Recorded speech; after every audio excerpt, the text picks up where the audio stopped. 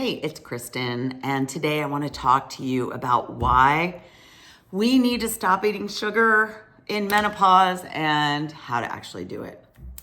So, easier said than done. We all crave sugar. It is, something we need to survive, but it's the way we get it, and then how our bodies can either use it or we are going to store it as fat. And this is protection for us in menopause. So really the belly fat that we all want to get rid of, and that's actually causing us so many of the other symptoms that are uncomfortable in menopause, it's a protection. It's creating, it's a way that the body can create and produce estrogen. And I'll get to that. But I want to give you a few reasons why, 3 reasons why we need to stop. And when I'm talking about stopping, I'm not talking about fruit and vegetables, right? Because those can be sweet and we can actually crowd out the processed sugars with those foods.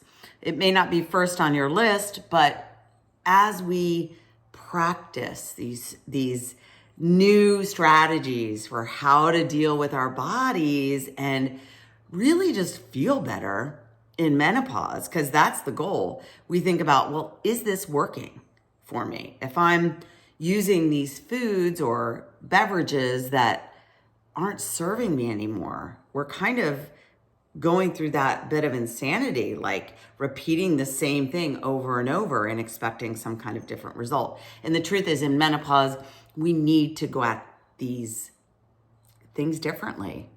And I'm right there with you, right? I have to do it too. And I'm not here to say it's easy or for me it's easy. It's not, but I have to use these strategies. I have to understand, right? I want to know, why is this?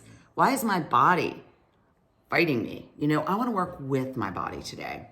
And then I have to have strategies and swaps that I can put in place so that, when I want a snack or I am low on energy or I'm hungry, something I can do or eat to help me through that time period without going down, down the drain full on, right? And then having to start again from scratch. So this is what I teach women and help them understand about themselves and how to really just take those steps, one step at a time, to help really feel better and get off this kind of diet on again, off again roller coaster that we might find ourselves on at this stage in life to try and get rid of the belly fat. So first off, sugar, right? Processed sugar. It adds to our stress.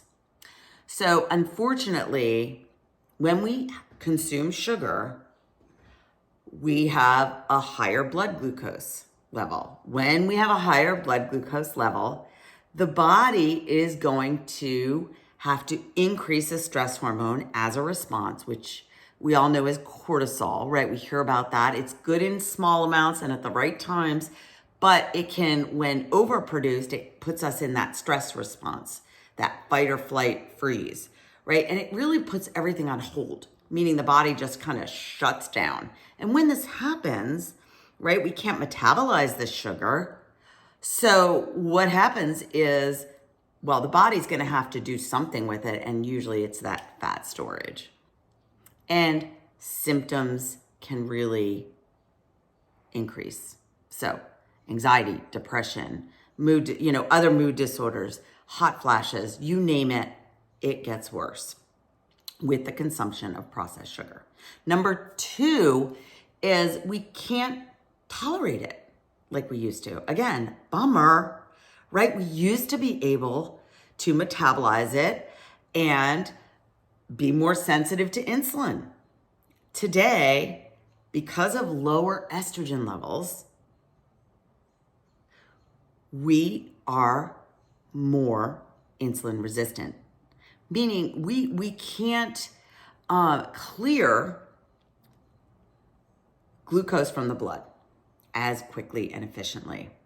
And This is what causes the weight gain or poor sleep, and again, the hot flashes, and even type 2 diabetes. So this is important. A lot of women come to me and they don't understand, why can't I lose the weight? And this is a biggie, right? Because we can't tolerate the foods that we love and we enjoy and we crave in the same way that we used to. So we have choices here, right? We want to feel different. We want to look different. So we need to do things differently. I'm not saying never, but we have to just make some small shifts. And we do this by swapping things out. If this is your go-to, let's plug and play this in, right? Number 3 is it's making you gain the belly fat.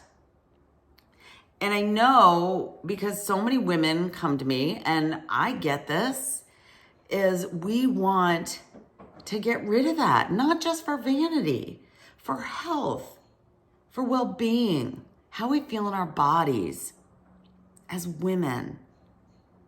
It can affect everything. And so I want to give you hope that there are ways that we can move in this positive direction at this stage in life. No, you're not going to go back to how you were in your 20s, but you will be the best you at this stage in life. And so much is possible. And so I just want to give you that little bit of hope. So what does this mean? So during estrogen, like, why does it cause belly fat, right? Again, I want to know the why. Well, during menopause, our production of estrogen switches from our ovaries, think reproduction, not there anymore. It shifts over to our adrenal glands. And our adrenal glands also produce and make our stress hormones. So unfortunately, stress takes over our bodies. And we store fat as kind of a plan B in order to have estrogen production continue. So does that make sense? So it is actually the fat storage is a way to produce estrogen in the body. But we do not like this. We do not want this. And so sugar, unfortunately, exacerbates it and makes it a lot worse. So it speeds it up, that fat storage. So I hope this gives you kind of that, oh my gosh, all right, this is real. Right? Those are just 3 reasons. There's more, but I want to give you a couple quick tips. Let's say you're somebody who is a energy bar person. You need a quick fix, right? I'm on the go. I got to go here to here. I don't want to eat a big meal, so I'm just going to grab an energy bar. So the problem with that is it's going to cause the insulin spike. Remember, blood sugar spike, and it is going to do all the things we just talked about that sugar does. And so we want to come up with something else. How do we mimic an energy bar? And so maybe it's having a handful of raw nuts. Maybe it's a handful of raw nuts with some fruit. Maybe it's a handful of raw nuts with some dark chocolate, 70% or higher. Maybe it's having some fruit with a nut butter. Maybe it's having some sugar-free, meaning real whole ingredient yogurt, meaning not flavored, and then adding some fruit to it with some cinnamon and maybe a little vanilla, but trying to come up and really train ourselves with some natural solutions so that when I say train ourselves, it's as if we're training our taste buds to try something different. And it does take time and it takes practice. And I'm not saying once in a while, let's have that treat. Absolutely. But when it becomes a day in, day out habit, and we're still suffering from these menopausal symptoms that I'm talking about in this space, we want to really take an inventory.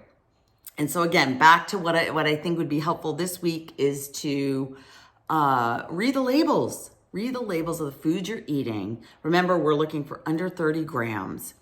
And then practice, maybe try some of these swaps that I'm talking about. Go for the whole food, real food ingredient. And, look at those labels, see what you're doing, take that inventory. Okay, so I hope this was helpful. If it was, subscribe, like, and visit me on my website. And feel free, if you are interested in learning more about my coaching program through menopause to help you feel better and lose the belly fat, visit my website. I'll go ahead and put it in the notes below. So other than that, I hope you have a great day. And here's to learning how to crowd out that sugar in our life and just going with our natural sweetness. All right. So have a great day, and I'll talk to you soon.